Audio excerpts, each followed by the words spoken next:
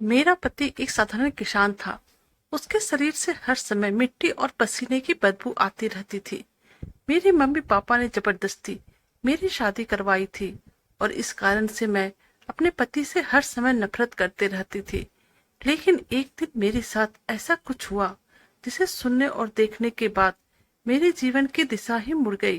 क्योंकि उस दिन जब मेरे पति ने मेरे मन में शादी को लेकर बहुत ही सारे सपने थे कि मेरी शादी एक पढ़े लिखे स्मार्ट लड़के से होगी और मेरे ससुराल वाले बहुत ही अमीर होंगे, जहाँ पर ढेर सारे नौकर चाकर होंगे और मुझे वहां पर कोई काम नहीं करना पड़ेगा। लेकिन मेरे मम्मी पापा ने मेरी मर्जी जाने बिना ही मेरी शादी तय कर दी और फिर मैं विदा होकर बहुत दूर का सफर तय करके एक छोटे से गांव में आ गई। ससुराल पहुंचते ही मुझे एक छोटे से कमरे में बिठा दिया गया था, जबकि मैं एक पढ़ी लिखी लड़की थी। फिर भी मेरे मम्मी पापा ने मेरी शादी मेरी मर्जी के बिना एक साधारण से युवक के साथ कर दी थी। आज मुझे अपने भाग्य पर बहुत ही रोना आ रहा था और मेरी आंखों से आंसू रुकने के नाम ही नहीं ले रहे थे। एक पल में मेरे सारे सपने चूर चूर हो गए थे। मेरा तो मन हो रहा था मैं यहाँ से भाग जाऊं, लेकिन मैं मजबूर थी। फिर कुछ देर बाद ही मेरे पति अंदर आए तो मैंने एक हल्की सी झलक उनकी तरफ देखा। वह देखने में एकदम गंवार सा लग रहा था और उसने लाल रंग का कुर्ता और धोती पहन कर रखा था। वह देखने में बहुत ही सांवला था और फिर वह मेरे सामने आकर बैठ गया और मुझे देखकर मुस्कुराने लगा। अभी उसने अपना हाथ मेरे हाथों पे रखने के लिए उठाया ही था कि मैंने अपना हाथ पीछे की तरफ कर दिया, क्योंकि मेरे अंदर तो इतना गुस्सा था। उसका इस तरह से देखना ही मुझे बहुत बुरा लग रहा था। वह मुझे एक आंख भी नहीं भा रहा था। फिर वह मुझसे कहने लगा, तुम जैसी खूबसूरत और पढ़ी लिखी पत्नी मुझे मिली है। मैं अपने आप को बहुत ही खुशकिस्मत समझता हूँ कि तुम मेरी जिंदगी में आई हो।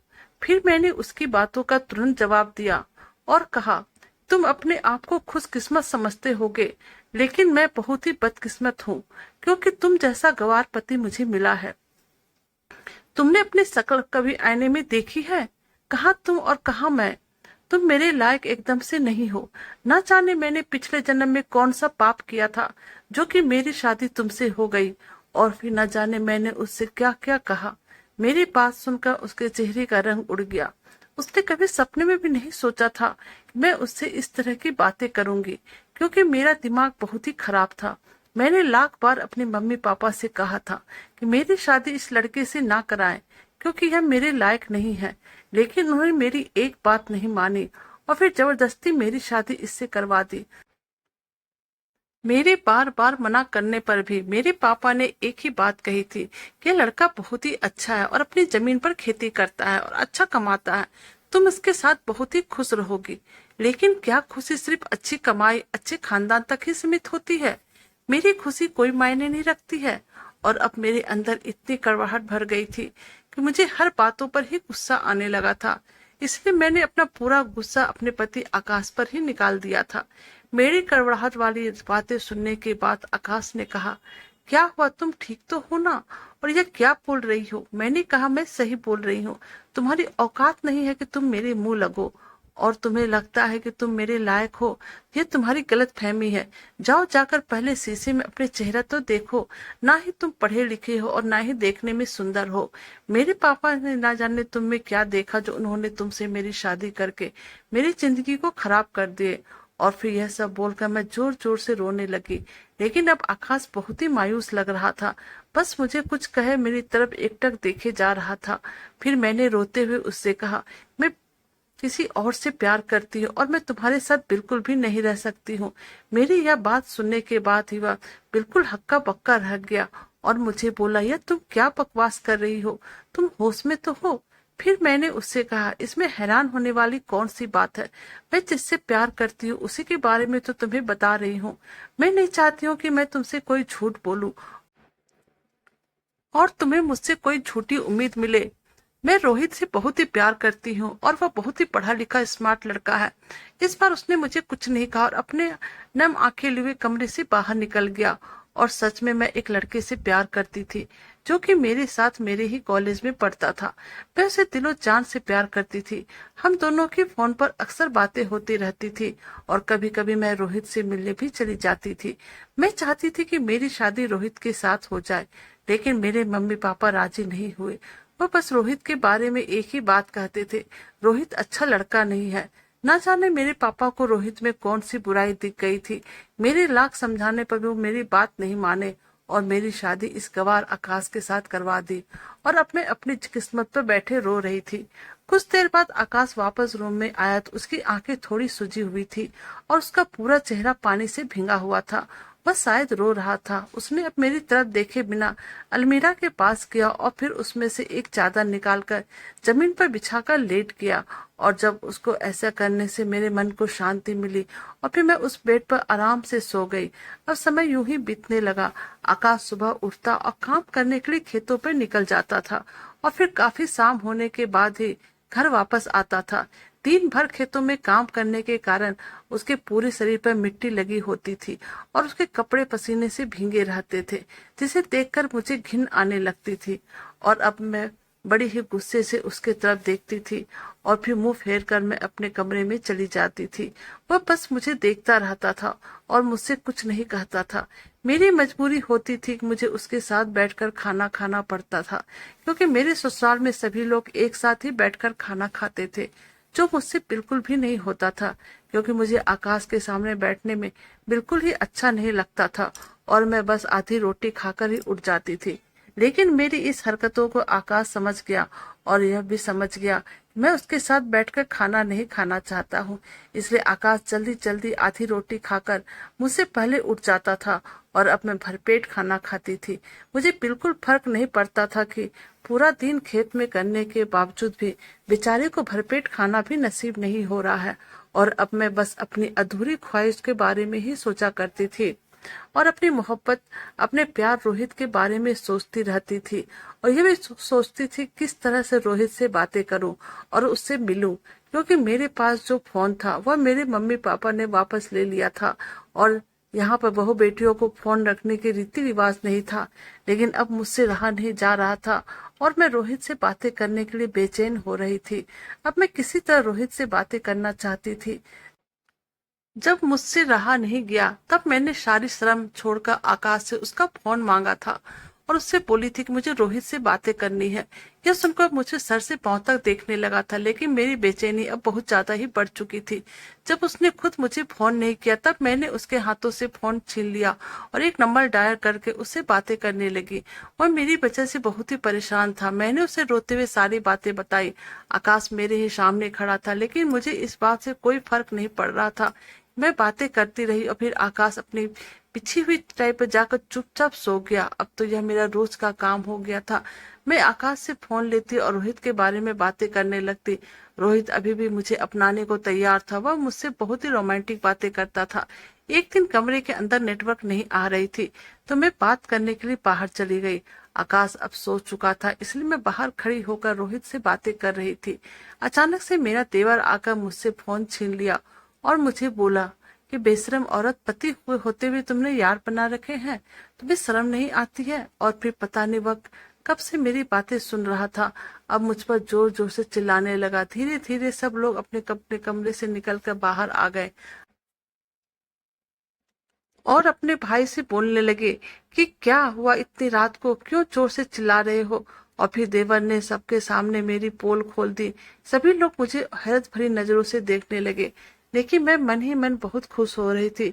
उन लोगों को मेरी सच्चाई के बारे में पता चल गया है और अब यह लोग मुझे मेरे घर भेज देंगे, फिर मैं रोहित से शादी करूंगा। लेकिन ऐसा कुछ नहीं हुआ। दूसरी तरफ आकाश ने अपने भाई को ही झूठा साबित कर दिया और कहने लगे कि मुझे मेरी पत्नी पर पूरा विश्वास है, वह ऐसा कुछ नहीं कर सकती है और यह रोज रोज रात को अपनी सहेली से ही बातें करती है और मैंने ही इसे बात को करने के लिए फोन दिया है। यह मुझे हर बात बताती और यह सारी बात सभी को बताकर आकाश कमरे में आ गया और सोने वाले ही थे, लेकिन मुझे उस पर बहुत ज्यादा गुस्सा आ रहा था और मैं बोलने लगी। अच्छा खासा मेरा रास्ता साफ हो रहा था और तुम तो सब जानते हो मैं किससे बातें करती हूँ। अब तुम सबको यह बात बता दो और मुझे इस घर से बाहर निकाल दो। फिर मेरे पापा को मजबूर होकर मेरी शादी रोहित से करनी पड़ेगी। लेकिन तुम्हारे इस बकवास ने मेरे रास्ते बंद कर दिए। फिर आकाश ने मुझे कहा, मैं तुम्हारे पापा की वजह से तुम्हें नहीं छोड़ सकता हूँ, क्योंकि वह यह सदमा बर्दाश्त नहीं कर सकेंगे। अब तुम्हारे मम्मी पापा की इज्जत ही मेरी इज्जत है। अगर वह लड़का तुम्हें इज्जत के साथ अपनाने को तैयार है तो 2-3 दिन में ही खुद तुम्हें उनके पास छोड़ आऊंगा और फिर तुम्हें वहां पर छोड़कर वापस आ जाऊंगा। तुम्हें वहीं पे मेरे तलाक के पेपर भी मिल जाएंगे। तुम शौक से शादी कर लेना और खुश रहना। यह सुनकर मैं काफी खुश हो गई। अब उसके लिए पहली बार मेरे दिल में कुछ रहम आया था। मैंने इसी बार उसको एक अलग ही नजरों से देखा था। लेकिन फिर मैं होश में आई और मैंने सारी बातें रोहित को बताई। वह मुझसे कहने लगा, तुम जल्द से जल्द मेरे पास आ जाओ और अपने पति को तलाक दे दो। फिर हम लोग कोर्ट मैरिज करेंगे। उसके बाद तुम्हारे पापा हमें अपनाने के लिए मजबूर हो जाएंगे। मैंने हाँ बोल दिया। 2-3 दिन मैंने आकाश के साथ बिताया, लेकिन अब मेरे मन में उसके लिए कोई कड़वाहट नहीं थी। फिर रोहित से एड्रेस लेकर मैं उसके बताए हुए जगह पर पहुंच गई। आकाश मुझे छोड़ने के लिए आया था। फिर उसने मुझे घर के दरवाजे के पास खड़ा छोड़ते हुए कहा, अब मेरा तुम्हारा कोई भी रिश्ता नहीं है। 2-3 दिन के अंदर इसी एड्रेस पर मैं तलाक के पेपर भिजवा दूंगा। और यह कहकर आकाश मुझे वहां पर छोड़कर वापस चला गया। मैं तो बहुत ही खुश हो रही थी कि खुशी के मारे फूले न समा रही थी। आज मेरा सपना पूरा होने वाला था। मुझे मेरा प्यार मिलने वाला था, जिसके लिए मैं कब से तड़प रही थी। मैंने खुश होकर रोहित का दरवाजा खटखटाया। दरवाजा रोहित ने खोला और मुझे देखकर बहुत खुश हो गया। मैं काफी दिनों के बाद रोहित से मिली थी, लेकिन आज मुझे उसकी आंखों में एक अलग ही चमक नजर आ रहे थे। मिलती तो मैं शादी से पहले भी थी, लेकिन आज मुझे देखकर लग रहा था यह सच में मेरा बेसब्री से इंतजार कर रहा था। आखिर यह भी तो मेरे प्यार के लिए तड़प रहा था। मैं बहुत ही खुश थी कि मुझे इतना प्यार करने वाला जीवन साथी मिला है, जो कि मेरी शादी हो जाने के बाद भी मेरे लिए बेसब्री से इंतजार कर रहा है। फिर मैं उसके घर के अंदर आ गई। अंदर आते ही मैंने इधर उधर नजर दौड़ाई, लेकिन इस घर में मुझे रोहित के अलावा कोई नहीं दिख रहा था। मैंने घर खाली देखकर रोहित से पूछा, तुम्हारे घर वाले कहाँ हैं? तब उसने मेरे गले में अपनी बाहें डालते हुए कहा, मैं यहाँ पर हूँ, इतना काफी नहीं है? मैं बोली, वह तो है, पर मैं तुम्हारे घर वालों से भी मिलना चाहती हूँ। तब तब रोहित कुछ सोचते हुए मुझे बोला, तुम बहुत दूर से थक कर आई हो, चलो जाकर कमरे के अंदर बैठो, मुझे तुमसे ढेर सारी बातें करनी है। फिर मैं भी उसके कमरे में आकर बैठ गई। थोड़ी देर बातें करने बाद मैंने देखा कि आहिस्ता आहिस्ता रोहित मेरे करीब आ रहा था। वह मेरा हाथ अपने हाथों में लेकर बोला, तुम्हें पता है कि मैंने ये दिन कैसे काटे हैं? मुझे तुम्हारी बहुत ही याद आ रही थी। अब मैं तुम्हें कहीं और नहीं जाने दूंगा, और आज मैं चाहता हूँ कि हम दोनों एक हो जाए, ताकि हमारे दरमियान कोई तीसरा ना आ पाए। यह कहकर रोहित मेरे ओठों को किस करने वाला था। मैं अपना हाथ उसके मुंह पर रख दिया और बोली, रोहित, मैं भी तुम्हारे लिए बहुत तड़प रही हूँ। तुम्हें नहीं पता मैंने उस गवार के साथ कैसे अपने दिन काटे, लेकिन तुम जो भी अभी चाहते हुए नहीं हो सकता है। मैं चाहती हूँ कि पहले हम लोग शादी कर ले, उसके बाद हम दोनों को एक दूसरे से कोई भी अलग नहीं कर सकता है। फिर हमारी हर रातें प्यार की अलग ही कहानी लिखेगी। मेरे ऐसे बोलने पर मैंने देखा कि रोहित की आंखों में उदासी छा गया था। उसे देखकर मुझे ऐसा एहसास हुआ जैसे वह अंदर ही अंदर बहुत ही गुस्सा हो रहा था। लेकिन उसने अपने चेहरे पर एक हल्की सी मुस्कुराहट लाकर मुझे बोला, तुम मुझे गलत समझ रही हो। अब तो हमारी शादी होने वाली है, तो अगर यह सब पहले हो जाता है तो क्या हो जाएगा? मुझे अब तुम्हारे बिना एक पल भी नहीं रहा जाता है। मैंने कहा, रोहित, हम कल सवेरे ही कोर्ट मैरिज करके फिर मंदिर में जाकर शादी कर लेंगे। बस आज भर तुम बर्दाश्त कर लो। अब रोहित समझ चुका था कि मैं उसकी बातों में आने वाली नहीं हूँ। वह मेरे ऊपर प्यार वाला तीर फेंक रहा था, लेकिन पता नहीं क्यों मुझे यह सब शादी के पहले करने में सही नहीं लग रहा था। फिर उसने मुझे कहा, अच्छा ठीक है, जैसे तुम्हारी मर्जी। फिर वह अपने मोबाइल से मेरी और अपनी एक सेल्फी वाली फोटो लेने लगा। मैंने पूछा, जब मैं तुम्हारे पास ही हूँ फिर तुम यह फोटो क्या करोगी? तब उसने मुझे कहा कि अब मैं तुम्हें एक पल के लिए भी अपनी नजरों से ओझल नहीं होने देना चाहती हूँ, इसलिए मैं ये फोटो अपने पर्स में रख कर, यह कहकर रोहित वह फोटो किसी को सेंड करने वाला था। मैंने उससे पूछा, यह फोटो तुम्हें किसे भेज रही हो? तब उसने मुझे कहा कि अब फोटो मैं अपने घर वालों को भेज रहा हूँ। फिर यह कहकर रोहित बाथरूम में नहाने के लिए चला गया और जब मैं अपने आप में थोड़ा रिलैक्स महसूस कर रही थी तभी मेरी नजर उस रूम में पड़े टेबल पर गई और उसके सामने खड़ी होकर अपने आप को निहारने लगी और मन ही मन में ये सोचने लगी, कल मैं रोहित की दुल्हन बन जाऊंगी और फिर इसी कमरे में मेरी और उसकी प्यार की कहानी लिखी जाएगी। और फिर न जाने मैं क्या क्या सोचने लगी और मन ही मन मुस्कुराने भी लगी। अभी मैं अपने ख्यालों में खोई हुई थी, अचानक से रोहित का फोन बजने लगा। पहले तो मैंने ध्यान नहीं दिया, लेकिन अब फोन की घंटी बंद हो चुकी थी और फिर अब उस पर मैसेज आ रहे थे। लगातार मैसेज आने के कारण मैं उस मैसेज को पढ़ने लगी और जैसे ही मैंने वह मैसेज पढ़ा मेरे तो होश ही उड़ गए। मेरे आंखों सामने अंधेरा छा गया और मुझसे बहुत ही कमजोरी महसूस होने लगी। मुझे ऐसा लगा कि किसी ने मुझे आग की दरिया में फेंक दिया है। लेकिन फिर मैंने अपने आप को संभाला और अपने आंखों से बहते हुए आंसू को पोंछा। उस मैसेज में लिखा हुआ था, यार लड़की तो बहुत ही लाजवाब है, इसे देखते ही तन बदन में आग लग गई है। तुम इसे कल उस फार्म हाउस पर लेके आ जाना, वहां पर हम लोग पहले मजाक कर लेंगे, उसके बाद किसी और को मजाक करने देंगे। मैंने पार्टी से बात कर ली है, पार्टी इस लड़की के लिए मुंह मांगी रकम देने को तैयार है। वह लोग हम लोगों को 20 लाख कैश में देंगे। हम दोनों के तो अब मजे ही मजे हैं। पहले हम लड़की की जवानी का मजा लूटेंगे और उसके बाद उस पैसे से भी मजा लूटेंगे। इससे पहले कोई अनर्थ होता मैं वहां से उल्टे पांव भाग खड़ी हुई और फिर रोते रोते अपने ससुराल पहुंची। मेरे पैरों में चप्पल भी नहीं था और मेरे कपड़े भी अस्त व्यस्त थे। ससुराल पहुंचने पर जैसे आकाश की नजर मुझ पर पड़ी, वह मुझे देखते ही बोला, क्या हुआ, तुम इस हाल में कैसे पहुंच गई, मुझे बताओ, क्योंकि मेरा दिल बैठे जा रहा है। लेकिन मेरे आंखों से तो आंसू थम ही नहीं रहे थे। मैं उसके गले लग गई, उसे पकड़कर जोर जोर से रोने लगी। तभी आकाश हैरत भरी नजरों से बस मुझे देखा जा रहा था। उसके चेहरे पर मेरे कारण एक अलग ही परेशानी नजर आ रही थी। फिर वह मुझे अपने कमरे में ले आया और मुझे बेड पर बिठाया। फिर वह दौड़कर मेरे लिए पानी लेकर आया और मुझे पानी पीने के लिए दिया। पानी पीने के बाद जब मैं थोड़ी नॉर्मल हुई तब मैंने आकाश को सारी बातें बता दी, जो जो मेरे साथ हुआ था और जो मेरे साथ होने वाला था। उसने सारी बातें सुनी और कुछ नहीं बोला। मैं उसके सामने अपने आप को बहुत छोटा महसूस कर रही थी। थोड़ी देर बाद जब रात हो गई तो वह हमेशा की तरह अपनी चटाई नीचे बिछाकर सो गया, लेकिन मुझे आज नींद नहीं आ रही थी। मैंने आकाश के साथ जो बुरा बर्ताव किया था वह सब मुझे याद आ रहा था। अब मुझे अपने पापा की बातें भी समझ में आ रही थी। उन्होंने मेरे लिए सही फैसला लिया था और मेरे लिए एक हीरा ही चुना था, लेकिन मैं उस हीरे को समझ ना पाई थी। थोड़ी देर बाद फिर मेरे मोबाइल पर रोहित का फोन आया, परंतु इस बार मैंने फोन नहीं उठाया, उसका नंबर ब्लॉक कर दिया। अब मुझे उसके नाम से भी नफरत हो रही थी। मेरे दिल में अब उसके लिए सिर्फ घृणा थी। अगर मैंने उस दिन उसके साथ संबंध बना लिया होता तो आज मैं अपने आप से भी नजर नहीं मिला पाती। अब आज मेरी नजर बार बार आकाश की तरफ जा रहा था। वह चटाई पे निश्चिंत होकर सोया हुआ था। कुछ देर करवटें बदलने के बाद न जाने कब मेरी भी आंखें लग गई और फिर सुबह होने के बाद जब मेरी आंखें खुली तब मैंने देखा कि आकाश अपने बिस्तर पे नहीं था। मेरी नजर उसे ढूंढने लगी, क्योंकि कल रात ही मैंने सोच लिया था मैं सुबह उठने के बाद आकाश से माफी मांगूंगी और पूरे तन मन से अपना लूंगी, क्योंकि उससे ज्यादा प्यार और खुशी मुझे कोई नहीं दे सकता है।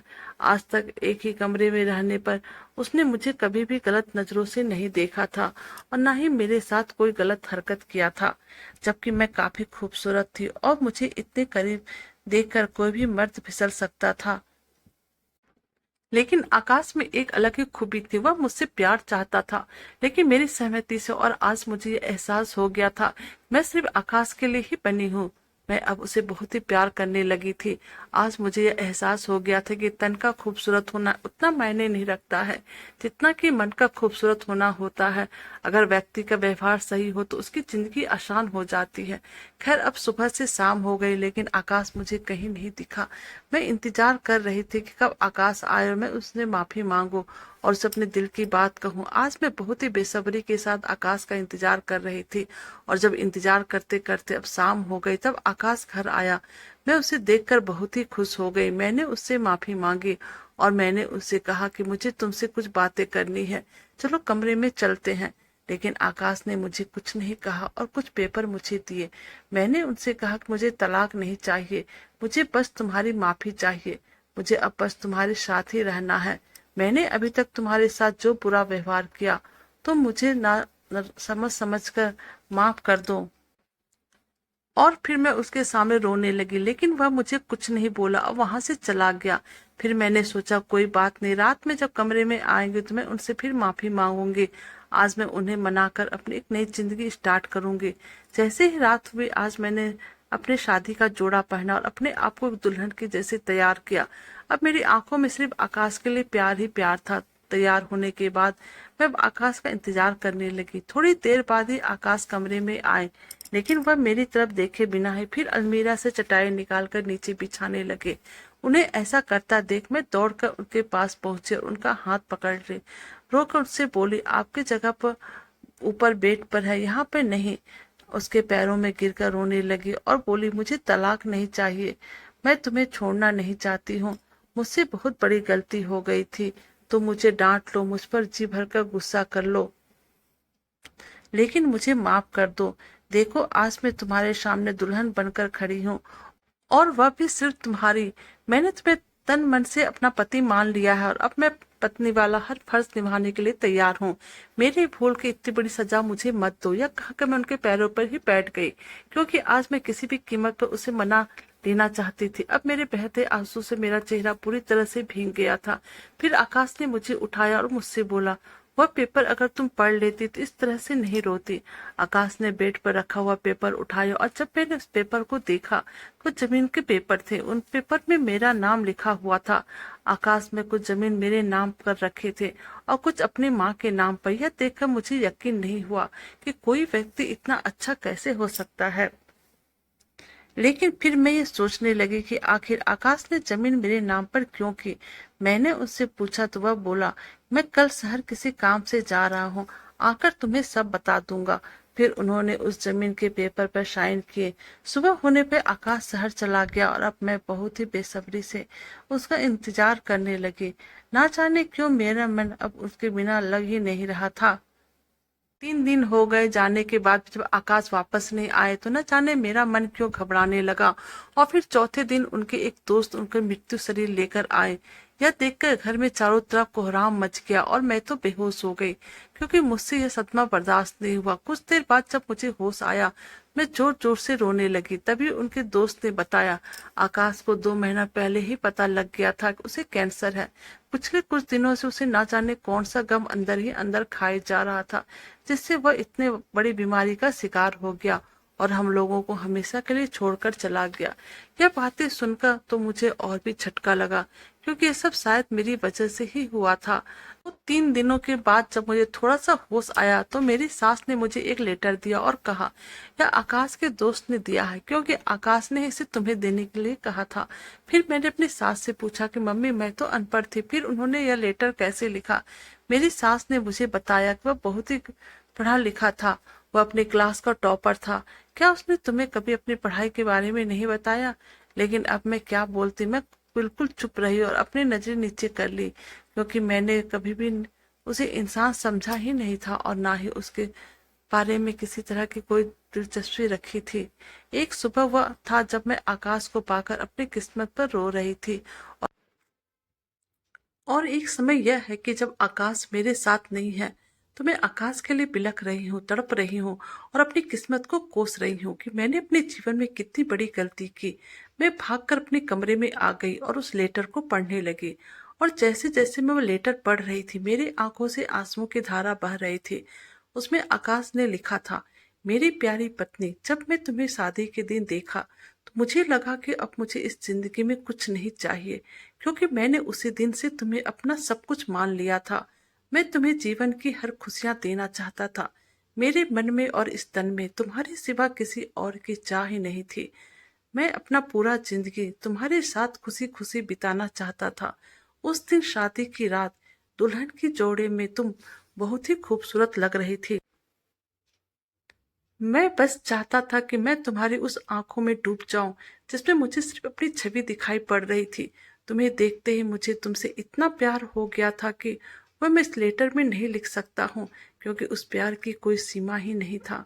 हाँ, मैं एक पढ़ा लिखा लड़का था और मुझे अच्छी जॉब भी मिल जाती, लेकिन मेरे पापा ने मुझे खेती करना सिखाया था। उन्होंने खेतों में अपनी आखिरी सांस पर मुझसे वादा लिया था, कभी भी इस जमीन को नहीं छोड़ूं, जिस वजह से मैं खेती करता रहता था। लेकिन जब शादी की रात तुमने मुझे बोला तुम किसी और से मोहब्बत करती हो, तो मेरा मन पूरी तरह से टूट गया। मेरे आंखों में जो कभी भी आंसू नहीं निकले थे, वह अब लहू बनकर बाहर आ रहे थे। तुम जब भी अपने प्रेमी से बातें करती थी, मेरा दिल तड़प कर रह जाता था। तुम जब अपने प्रेमी से वह बातें करती थी जिस पर सिर्फ मेरा अधिकार था, यह सब सुनने के बाद मुझे बर्दाश्त नहीं होता था। मेरा दिल टूट जाता था और मैं खून के आंसू रोता था। मैं अपने इस दिल की बातें किसे कहता और इसी गम के कारण शायद मुझे यह बीमारी हो गई। और जब मुझे पता चला कि अब मैं ज्यादा दिन नहीं बचने वाला हूँ, तो मैं अपनी जमीन के कुछ हिस्से तुम्हारे नाम कर दिए हैं, ताकि तुम्हें मेरे बाद कोई कठिनाई ना हो। और हाँ, तुम आजाद हो, तुम जिससे चाहे शादी कर सकती हो। लेटर पढ़ने के बाद मैं बहुत ही रोई थी, क्योंकि मुझसे बहुत ही बड़ी गलती हुई थी। मैं इतना अच्छा पति को खो दिया था। मैंने अपनी जिंदगी को अपने हाथों से कफन पहनाया था। भगवान ने तो मेरी जिंदगी में हीरा लिखा था, लेकिन मैं उस हीरे को पहचान नहीं पाई थी। और जब तक मैं उसे पहचानती तब तक बहुत देर हो चुकी थी। आज मेरी उम्र 40 साल हो गई है, और आज भी मैं आकाश की विधवा बनकर जी रही हूँ। मैं उनसे बहुत ही ज्यादा मोहब्बत करती हूँ। मुझे आज भी ऐसा लगता है वो बस मेरे आसपास है। मैंने वह लेटर बहुत ही संभाल कर रखा है, क्योंकि वह मेरे पति की आखिरी निशानी है। लेकिन मुझे जो गलती हुई, उसके लिए आज भी मैं रोती रहती हूँ। तो दोस्तों, कैसी लगी आपको हमारी यह कहानी? प्लीज़ आप हमें कमेंट कीजिएगा। अगर आप हमारे चैनल पर नए हैं तो हमारे वीडियो को लाइक, सब्सक्राइब और शेयर कीजिएगा। Thank you.